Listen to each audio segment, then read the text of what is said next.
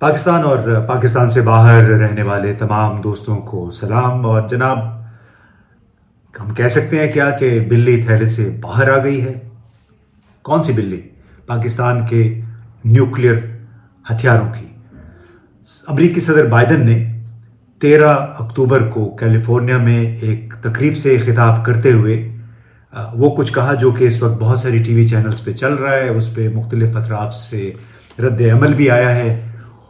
उन्होंने ये कहा कि पाकिस्तान न्यूक्लियर हथियारों से लैस एक ऐसा मुल्क है जिसके अंदर यकजहती नहीं है, यानी ये मुल्क सियासी अनारकी, अफरा तफरी या इंतशार का शिकार है। तो जनाब, ये बड़ा एक कारनामा है पाकिस्तान का, हमारी हुकूमत का, और मुख्तलिफ जावियों से अगर इसको देखा जाए तो माजी में ये कहा गया था कि पाकिस्तान, अफ़गानिस्तान ये इस्लामी या मुस्लिम इंतहा पसंदों की आमाजगाह हैं और इसी वजह से इसके न्यूक्लियर हथियार ख़तरे से दो चार हैं। ये हथियार कभी भी उनके हत्थे चढ़ सकते हैं।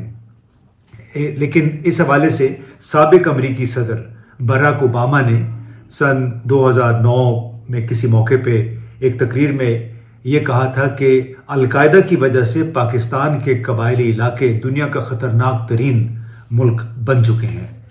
लेकिन एक और डेमोक्रेटिक सदर बाइडन उनसे अब 2 कदम आगे चले गए हैं। उन्होंने ये कहा कि सियासी इंतशार का शिकार एक मुल्क बड़ा ख़तरनाक है। इस ख़तरनाक होने की तौजीह उन्होंने ये भी पेश की कि आप देखिए कि चीन क्या कर रहा है, चीन के साथ पाकिस्तान की कितनी कुर्बत है, और सबको मालूम है कि मिसाइल के हवाले से, न्यूक्लियर प्रोग्राम के हवाले से पाकिस्तान और चीन का ताउन रहा है। फिर सीपैक के तहत पाकिस्तान और चीन के ताल्लुकात में फिर ज़्यादा कुर्बत पैदा हुई। और मज़े की बात यह है कि हर मामले में अब चीन को घसीटा जा रहा है। सदर बाइडन ने अपनी तकरीर में चीन का जिक्र किया, रूस का जिक्र किया, फिर साथ ही पाकिस्तान का जिक्र किया कि देखें रूस क्या कर रहे हैं, चीन क्या कर रहे हैं, और पाकिस्तान भी अब ऐसे ही हालात से दो चार है और हमें ये सोचना होगा कि इस ख़तरे से हम निपटे कैसे। तो जनाब, ये बड़ी सोची समझी एक स्टेटमेंट है जो सदर बाइडन की तरफ से आई है। और कब आई है? हमारी फ़ौज के सरबराह मुलाकातें करके आए। हमारे वज़ीर ख़ारजा बिलावल भुट्टो ज़रदारी तकरीबन 3 हफ्ते तक अमेरिका और यानी न्यूयॉर्क और वाशिंगटन में क़याम करके आए हैं और बड़ा ज़बरदस्त तासुर दिया, फील गुड जिसको कहते हैं। तासुरात हमें ये दिए गए कि फ़ौज के सरबराह भी गए, वज़ीर ख़ारजा, फिर शहबाज शरीफ साहब भी गए, और तासुर ये दिया गया कि बड़ी ज़बरदस्त मुलाकातें रहीं। पाकिस्तान अमेरिका ताल्लुकात एक नई जहत पे रवां दवा हैं। लेकिन ये जो स्टेटमेंट आई है सदर बाइडन की तरफ से, इससे जिसको कहते हैं बिल्ली थैले से बाहर आ गई, क्योंकि बहुत अरसे से 20-25 बरसों से ये कहा जा रहा है कि पाकिस्तान के न्यूक्लियर हथियार दुनिया भर के लिए ख़तरा हो सकते हैं। अब तो पूरे मुल्क को ख़तरा करार दे दिया गया है।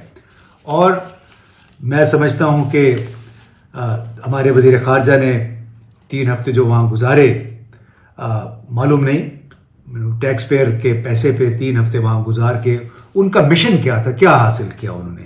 फिर उनके बाद अब 3 दिन पहले वज़ीर ख़जाना इसहाक डार साहब IMF गए, वहाँ से भी उनको एक लिहाज से झंडी करा दी गई। उनको बताया गया कि आपने जो प्रोग्राम साइन किया हुआ है, दस्तखत किए हुए हैं, उस पर आपको अमल दरामद करना पड़ेगा। और इसी वजह से आपने देखा कि 2 रोज़ पहले बिजली की कीमतों में दोबारा मज़ीद इजाफा किया गया और इसमें भी मज़ीद इजाफा होना है दिसंबर तक।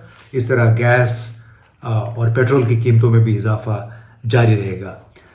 तीसरा सबसे बड़ा मसला जो अभी हमारे सामने आया है वो ये कि पाकिस्तान का मौजूदा निज़ाम अपनी साख खो चुका है। तो क्या सदर बाइडन का ये पैगाम पूरे निज़ाम के लिए है, जिसको हम इमरान खान साहब और PTI वाले रिजीम चेंज कहते हैं, कि जो रिजीम चेंज प्रोजेक्ट था क्या वो लड़खड़ा गया है, जो 12 जमातों पे मुश्तमिल है। मगर तमाम तर आला सतही मुलाकातों के बावजूद सदर बाइडन की तरफ से इस किस्म का बयान یہ ایک بہت بڑا تماچا ہے پاکستان کے لیے، ان تمام لوگوں کے لیے جو موجودہ نظام حکومت کا دفاع کرتے رہے، یہ کہہ کے کہ سابق وزیر اعظم عمران خان نے ملک کو تنہائی سے دوچار کر دیا تھا، ملک کو بدنام کر دیا تھا۔ تو جناب، جہاں پہ آپ کے پورے ملک کو اگر خطرناک قرار دے دیا جائے دنیا بھر کے لیے، وہ کیا ہے؟ وہ اس سے بڑی بدنامی کیا ہے؟ یا پھر آپ کسی اور چیز کا انتظار کر رہے ہوں گے؟ اب دلچسپ بات یہ ہے کہ رانا ثناء اللہ وزیر داخلہ سے جب پوچھا گیا کہ اعتزاز احسن صاحب نے شہباز شریف اور حمزہ شہباز کی منی لانڈرنگ کیسز میں بری ہونے کے بعد جس طرح اس کی ذمہ داری پاکستان کی ایک بہت بڑی شخصیت پہ ڈال دی اور انہیں کہا کہ انہوں نے بہت بڑا جرم کیا ہے، اس تمام صورتحال میں انہوں نے معاونت کی ہے ان کے بری ہونے میں، تو اس پہ رانا ثناء اللہ نے یہ کہا کہ اعتزاز احسن کا دماغی توازن درست نہیں ہے، پیپلز پارٹی نہیں بلکہ اعتزاز احسن کا مسئلہ ہے۔ سوال یہ ہے کہ صدر بائیڈن کے انتہائی خطرناک بیان کے بعد کیا پی ڈی ایم کی حکومت یہ کہے گی کہ امریکی صدر کا دماغی توازن درست نہیں ہے، لہٰذا ان کو آپ سیریس نہ لیں؟